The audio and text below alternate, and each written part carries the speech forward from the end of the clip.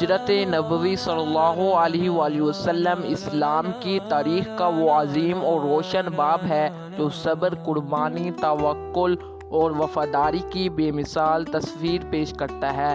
جب مکہ مکرمہ میں کفار نے اسلام کا راستہ روکنے کے لیے اپنی دشمنی کو انتہا تک پہنچا دیا، مسلمانوں پر ظلم و ستم کی انتہا کر دی، تو اللہ تعالیٰ کے حکم سے نبی اکرم حضرت محمد صلی اللہ علیہ وآلہ وسلم نے مدینہ منورہ کی طرف ہجرت کا فیصلہ فرمایا۔ یہ سفر کوئی عام سفر نہ تھا، بلکہ یہ حق اور باطل کے درمیان ایک واضح لکیر کھینچنے والا واقعہ تھا۔ اس میں ہمیں سکھایا گیا ہے کہ جب دین کا معاملہ ہو تو اپنا گھر، وطن، مال و دولت سب چھوڑ دینا بھی آسان ہو جاتا ہے۔ حضرت ابو بکر صدیق رضی اللہ تعالی عنہ کی رفاقت، حضرت علی رضی اللہ تعالی عنہ کی قربانی، غار ثور کا قیام، حضرت اسماء رضی اللہ تعالی عنہ کا کھانا پہنچانا، حضرت عبداللہ بن ابو بکر رضی اللہ تعالی عنہ کی خفیہ خبریں پہنچانا اور ایک چراغے کا نشانات مٹانا، یہ سب واقعات اس ہجرت کو تاریخ انسانیت کا عظیم ترین سفر بنا دیتے ہیں۔ یہ واقعہ ہمیں سکھاتا ہے کہ جب بندہ اللہ تعالیٰ پر کامل بھروسہ کرتا ہے تو دشمنوں کی چالیں بھی ناکام ہو جاتی ہیں اور مدد غیب سے نازل ہوتی ہے۔ بسم اللہ الرحمن الرحیم۔ السلام علیکم ورحمۃ اللہ وبرکاتہ۔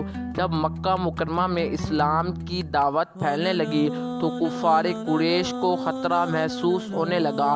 وہ سمجھ گئے کہ اگر اسلام اس طرح پھیلتا رہا تو ان کی سرداری، تجارت، بت پرستی اور طاقت ختم ہو جائے گی۔ چنانچہ انہوں نے ظلم کی انتہا کر دی۔ مسلمانوں پر تشدد کیا جانے لگا، انہیں گھروں سے نکالا گیا، ان کا اقتداری بائیکاٹ کیا گیا۔ انہیں سخت حالات میں اللہ تعالیٰ نے نبی کریم صلی اللہ علیہ وآلہ وسلم کو حکم دیا کہ آپ مکہ چھوڑ کر مدینہ منورہ کی طرف ہجرت فرمائیں۔ نبی کریم صلی اللہ علیہ وآلہ وسلم نے سب سے پہلے حضرت ابو بکر صدیق رضی اللہ تعالی عنہ کو اپنے ساتھ ہجرت کی خبر دی۔ حضرت ابو بکر صدیق رضی اللہ تعالی عنہ خوشی سے رو پڑے۔ انہوں نے فوراً 2 اونٹ تیار کیے، ایک اپنے لیے اور ایک نبی کریم صلی اللہ علیہ وآلہ وسلم کے لیے۔ اس کے بعد جب ہجرت کا وقت قریب آیا تو کفار نے درد و دال میں ایک خفیہ اجلاس کیا۔ انہوں نے فیصلہ کیا کہ ہر قبیلے سے ایک نوجوان لیا جائے اور سب مل کر ایک ہی وقت میں نبی کریم صلی اللہ علیہ وآلہ وسلم پر حملہ کر کے قتل کر دیں تاکہ بنو ہاشم کسی ایک قبیلے سے بدلہ نہ لے سکے۔ اس خطرناک موقع پر اللہ تعالیٰ نے حضرت جبرائیل علیہ السلام کے ذریعے نبی کریم صلی اللہ علیہ وآلہ وسلم کو اس سازش کی خبر دے دی۔ آپ صلی اللہ علیہ وآلہ وسلم نے فوراً حضرت علی رضی اللہ تعالی عنہ کو بلایا اور فرمایا، اے علی، آج رات تم میرے بستر پر سو جانا اور میرے پاس جو امانتیں رکھوائی گئی ہیں انہیں کل ان کے مالکوں تک پہنچا دینا۔ حضرت علی رضی اللہ تعالی عنہ بغیر کسی خوف کے فوراً تیار ہو گئے۔ یہ وہ وقت تھا جب جان کا خطرہ بہت قریب تھا، مگر حضرت علی رضی اللہ تعالی عنہ نے قربانی کی عظیم مثال قائم کی۔ رات کے وقت جب کفار نبی کریم صلی اللہ علیہ وآلہ وسلم کے گھر کا محاصرہ کیے بیٹھے تھے، آپ صلی اللہ علیہ وآلہ وسلم ان کے درمیان سے سورۃ یاسین کی تلاوت پڑھتے ہوئے نکلے اور کسی کو خبر تک نہ ہوئی۔ اس کے بعد آپ صلی اللہ علیہ وآلہ وسلم سیدھا حضرت ابو بکر صدیق رضی اللہ تعالی عنہ کے گھر پہنچے اور وہاں سے روانہ ہو گئے۔ دونوں مکہ کے سیدھے راستے کی بجائے مخالف سمت یعنی جنوب کی طرف چل پڑے تاکہ کفار کو دھوکہ دیا جا سکے۔ یہ دونوں حضرات 3 دن تک غار ثور میں ٹھہرے۔ یہ غار ایک بلند پہاڑ پر تھی۔ وہاں حضرت اسماء بنت ابو بکر رضی اللہ تعالی عنہا کھانا لے جایا کرتی تھیں۔ وہ رات کی تاریکی میں خاموشی سے غار تک پہنچی تھیں اور دونوں بزرگوں کو کھانا فراہم کرتی تھیں۔ ان کے بھائی حضرت عبداللہ بن ابو بکر رضی اللہ تعالی عنہ دن کو مکہ میں کفار کی باتیں سنتے اور رات کو غار میں جا کر رسول اللہ صلی اللہ علیہ وآلہ وسلم کو دشمنوں کی خبریں دیتے۔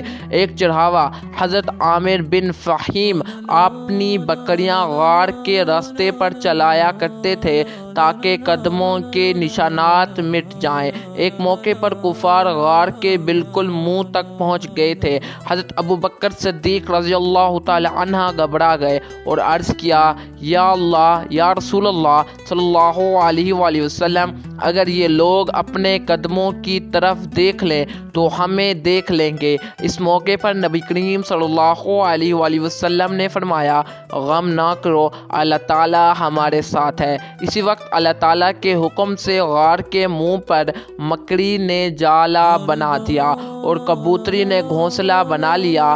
کفار نے سمجھا کہ اندر کوئی نہیں، کیونکہ اگر کوئی اندر جاتا تو جالا نہ بنتا یا جالا ٹوٹ جاتا۔ 3 دن بعد اللہ تعالیٰ کے حکم سے سفر دوبارہ شروع ہوا۔ حضرت عبداللہ بن رقیب کو راستہ دکھانے کے لیے رکھا گیا تھا، جو ایک ماہ گیر تھے۔ راستے میں ایک اور اہم واقعہ پیش آیا جس نے ہجرت کے سفر کو مزید عظیم بنا دیا۔ جب نبی کریم صلی اللہ علیہ وآلہ وسلم اور حضرت ابو بکر صدیق رضی اللہ تعالی عنہ مکہ سے مدینہ کی طرف روانہ تھے تو کفار مکہ نے اعلان کیا تھا کہ جو شخص محمد صلی اللہ علیہ وآلہ وسلم کو گرفتار کر کے لائے گا اسے ایک بڑا انعام دیا جائے گا۔ یہ سن کر ایک مشہور سوار اور بہادر آدمی سراقہ بن مالک بن جاشم ان کے پیچھے روانہ ہو گیا۔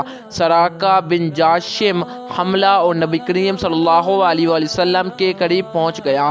جب وہ بالکل قریب آیا اور نبی کریم صلی اللہ علیہ وآلہ وسلم کو نقصان پہنچانے کا ارادہ کیا تو اللہ تعالیٰ کی قدرت ظاہر ہوئی۔ اس کا گھوڑا اچانک ریت میں دھس گیا اور وہ رینگنے لگا۔ اس نے دوبارہ گھوڑا سنبھالا اور آگے بڑھا، مگر پھر بھی گھوڑا زمین میں دھس پڑا۔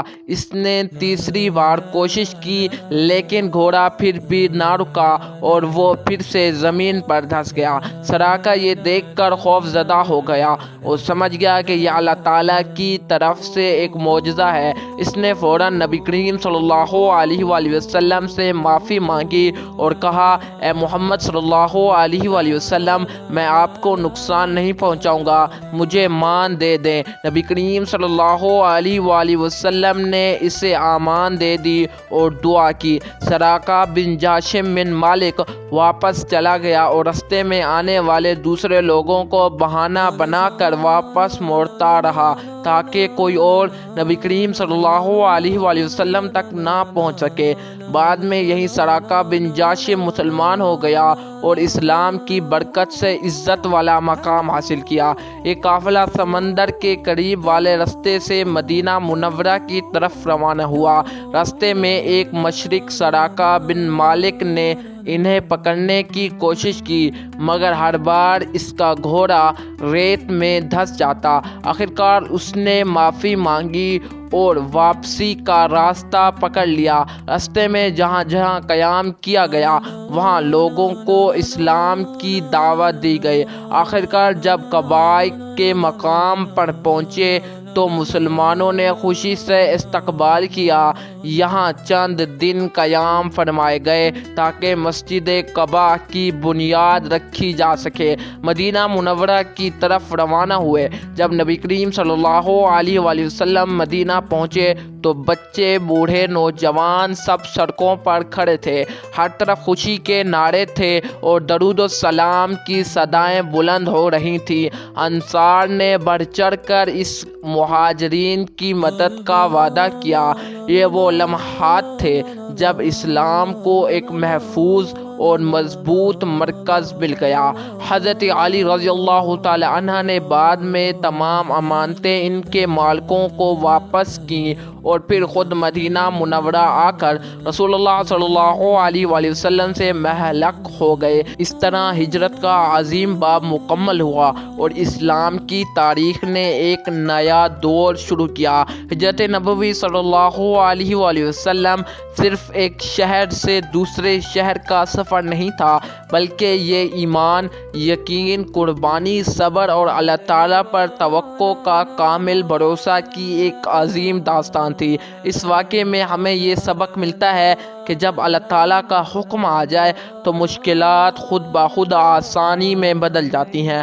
حضرت ابوبکر صدیق رضی اللہ تعالیٰ عنہ کی رفاقت، حضرت علی رضی اللہ تعالیٰ عنہ کی جان نثاری، حضرت فاطمہ رضی اللہ تعالیٰ عنہ کی جرأت اور اللہ تعالیٰ کی غیبی مدد آج بھی ہمارے ایمان کو تازہ رکھتی ہے۔ یہی ہجرت بعد میں اسلام کیلنڈر کی بنیاد بنی اور اسی واقعے سے اسلامی ریاست کی بنیاد رکھی گئی۔